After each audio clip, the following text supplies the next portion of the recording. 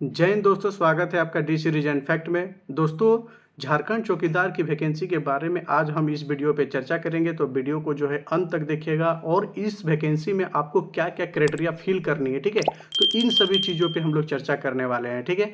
जैसे कि आपकी शैक्षणिक योग्यता क्या होनी चाहिए, ठीक है, आपका क्या आवश्यक कागजात होनी चाहिए, ठीक है, और जो है कि मूल प्रमाण पत्र, और आप किस किस कैटेगरी के अंतर्गत जो नोटिफिकेशन है, ऑफिशियल नोटिफिकेशन, तो उसके बारे में जो है कि आपको सब बताएंगे, ठीक है। तो अगर यदि आप टेलीग्राम को ज्वाइन नहीं किए हैं तो टेलीग्राम को ज्वाइन कर लीजिएगा और वीडियो को लाइक कर दीजिएगा दोस्तों, और दोस्तों को जो है कि शेयर कर दीजिएगा ज़्यादा से ज़्यादा ग्रुप में। तो चलिए दोस्तों, हम लोग चलते हैं, इसका जो ऑफिशियल नोटिफिकेशन निकला है और इसका अंतिम तिथि कब तक है, ठीक है, तो उसको सबसे पहले देख लेते हैं। उसके बाद जो इसको आवेदन किस प्रकार करनी है उस विषय पे चर्चा करेंगे, ठीक है। तो चलिए देखते हैं।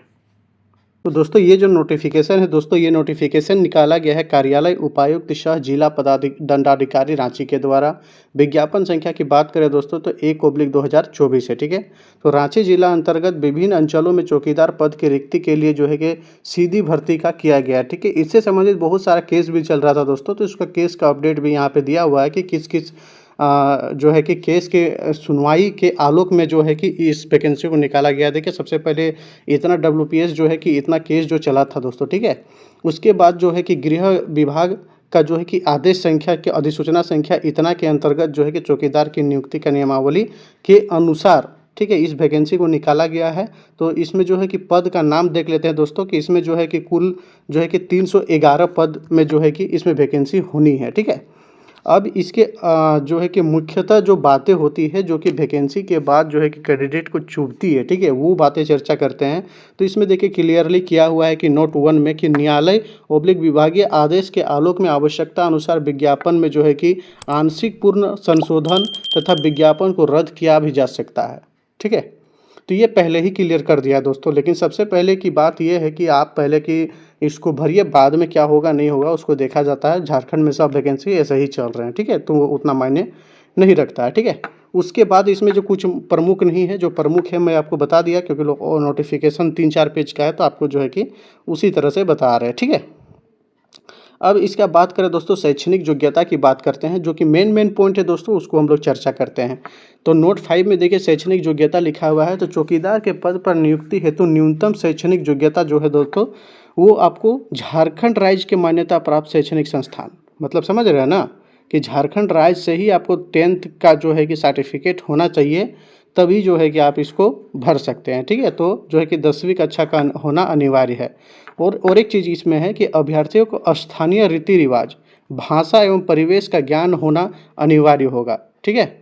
उसके बाद उम्र सीमा की बात करें तो उम्र सीमा जो है कि न्यूनतम आप अगर 18 वर्ष के हो गए हैं तो आप इस वैकेंसी को भरने के लिए एलिजिबल हैं, ठीक है दोस्तों। उसके बाद अधिकतम उम्र सीमा की बात करें तो अधिकतम उम्र सीमा जो है कि जनरली जो रखा गया है वो 35 वर्ष है, ठीक है। उसके बाद पिछड़ा वर्ग के लिए जो है कि 2 वर्ष का इसमें अधिक समय दिया गया है कि 37 वर्ग है, 37 साल के हैं तो आप भर सकते हैं।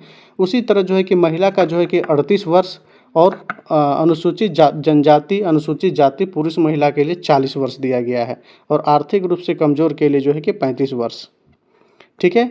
इसके बाद दोस्तों जो मेन क्राइटेरिया है, ठीक है, मेन क्राइटेरिया का बात कर लेते हैं। उससे पहले हम लोग देखते हैं दोस्तों कि जो है कि इसका सिलेक्शन की प्रक्रिया क्या होगी, ठीक है। तो सिलेक्शन के प्रक्रिया में जो है कि आपको एग्ज़ाम होगा, एक एग्ज़ाम, ठीक है। उसके बाद जो है कि फिजिकल होगा, ठीक है। यही दोनों चीज़ मिला के जो है कि आपको जो है कि रिजल्ट जारी किया जाएगा। तो सबसे पहले लिखित परीक्षा होगा। तो लिखित परीक्षा में जो है कि लोकल लैंग्वेज यहाँ पे दिया हुआ है, जिसमें से हिंदी, अंग्रेजी, संस्कृत और जनजातीय भाषा में जो है कि मुंडारी, कुडुख, खड़िया, हो, संथाली, नागपुरी, पंच परगनिया, कुड़माली, बंगला, उर्दू से संबंधित प्रश्न पूछे जाएंगे, समझ गए। ये जो है ना, इसी से संबंधित आपको प्रश्न पूछे जाएंगे उपरोक्त भाषा के अंतर्गत, ठीक है। इसमें जो है कि न्यूनतम जो है कि आपको 30% अंक लाना अनिवार्य होगा दोस्तों, ठीक है। और इसका जो सूची है 1:3 के तैयार की जाएगी। मान लीजिए कि दोस्तों सीट है 300 मान लेते हैं, ठीक है। तो 300, तो यहाँ पे जो है कि 900 का लड़कों का जो है कि रिजल्ट दिया जाएगा, ठीक है। तो इसी को कहते हैं 1:3, कि एक सीट पे जो है कि 3 लड़कों को इसमें पास किया जाएगा। उसके बाद जो आ जाएगा दोस्तों कि आपका जो है कि फिजिकल, ठीक है। तो फिजिकल में आपको क्या क्राइटेरिया मांग रहा है, तो फिजिकल में जो है कि आपको अगर जनरल से हैं तो 160 सेंटीमीटर का ऊंचाई होना चाहिए। अगर पिछड़ा वर्ग से हैं फिर भी 160 का होना चाहिए। और एसटी एससी हैं तो 155 सेंटीमीटर। और महिलाओं के लिए जो है कि 148 सेंटीमीटर यहाँ पे आपको हाइट होनी चाहिए। उसके बाद जो है कि आपको 1.5 घंटे का समय मिलेगा दोस्तों, जो कि स्थानीय भाषा से संबंधित 50 प्रश्न बहु विकल्पीय ऑब्जेक्टिव टाइप क्वेश्चन रहेंगे। और 1.5 घंटे का जो है कि आपको समय रहेगा यहाँ पे, ठीक है। तो उसके बाद यदि शारीरिक जांच की बात करें तो शारीरिक जांच में जो है कि आपको दौड़ है, उसके बाद जो है कि थोड़ा सा मेडिकल का भी जो है कि आपको एग्ज़ाम लिया जाएगा।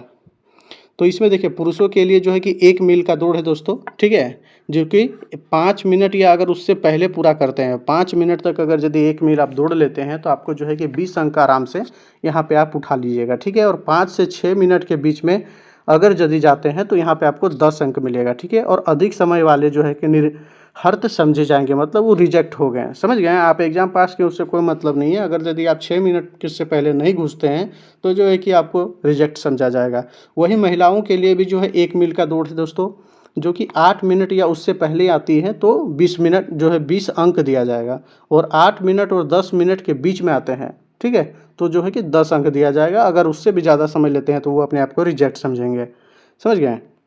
उसके बाद देखते हैं दोस्तों कि मेधा सूची जो है कि आपको मैंने बता दिया कि किस तरह से होगा, ठीक है। और आपको चिकित्सीय भी बता दिया कि जो चिकित्सीय है वो भी होगा, ठीक है, लेकिन वो नॉर्मल कराई जाती है, इसमें कोई बड़ी बात नहीं है। उसके बाद देखते हैं इसका वेतन, मेन चीज़ तो यही दोस्तों, ठीक है। तो वेतनमान जो है कि आपको पे बैंड 1 और 52,200 से लेके 20,002 का स्केल है दोस्तों। और ग्रेड पे जो है कि आपको 1800 है, ठीक है।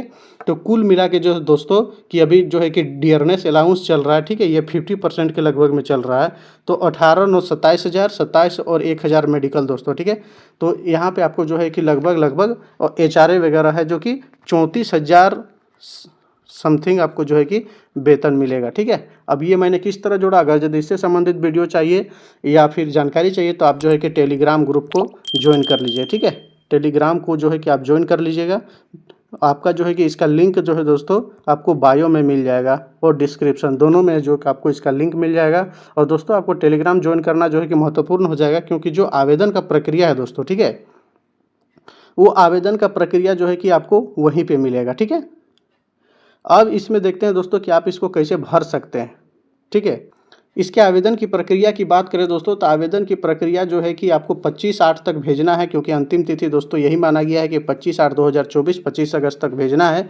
तो जो है कि आपको कहाँ भेजना है दोस्तों, ये देखिए लिखना है प्रभारी उप समाहर्ता जिला सामान्य शाखा रांची, समाहरणालय रांची ब्लॉक है, द्वितीय तल्ला, कमरा संख्या 209, रांची पिन कोड इतना, ठीक है। आपको किस माध्यम से भेजना है, ठीक है, तो आपको जो है कि बंद लिफाफा में है जो कि सारा का डॉक्यूमेंट्स वगैरह लगा के जो इसमें डॉक्यूमेंट्स की आवश्यकता है, ठीक है, उसको लगा के जो है कि आप स्पीड पोस्ट के द्वारा इसको भेज सकते हैं। और इसका जो है कि संबंधित अगर यदि कुछ भी जानना चाहते हैं तो ये इसका साइट है, इससे आप इसको जान सकते हैं, ठीक है। अब इसमें जो है कि फ़ी लग रहा है दोस्तों, जो कि सामान्य वर्ग के लिए जो कि 200 रुपया है और ST SC के लिए 100 रुपया है, महिलाओं के लिए भी जो है कि 100 रुपया है, ठीक है।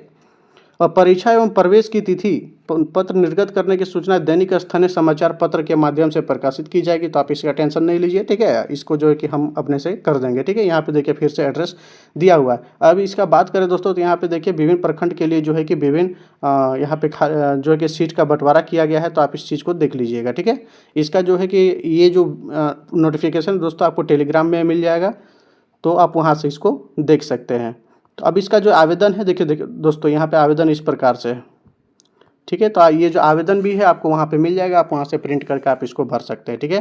तो दोस्तों अगर यदि वीडियो आपको अच्छा लगा है, ठीक है, तो वीडियो को जो है कि आप लाइक कर दीजिएगा और अपने दोस्तों के साथ जो है कि शेयर जरूर कीजिएगा दोस्तों, ठीक है, क्योंकि बनाने में बहुत मेहनत लगता है और अगर यदि व्यूज़ नहीं जाता है तो अच्छा भी नहीं लगता है दोस्तों, ठीक है। तो दोस्तों अगर नए आए हैं तो चैनल को सब्सक्राइब भी कर लीजिएगा। जय हिंद दोस्तों।